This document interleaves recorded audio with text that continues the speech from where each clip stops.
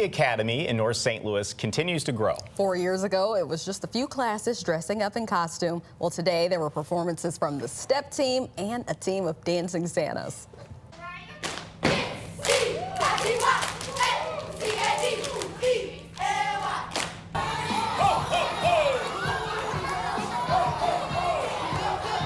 Well, Santas have some moves. All right. Well, this parade takes months of prepping. The younger kids worked on balloons and floats with their families, and the older kids showed off their dance moves.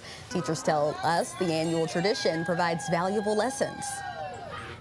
I think they learn a sense of pride. One, first, in being a City Academy student. Secondly, that we can stand up and present in front of anyone. And then I think also they learn how to work together, to collaborate. They also learn how to think beyond the classroom. Because of this morning's rain, the parade was kept inside, but the school is hoping to expand outside next year.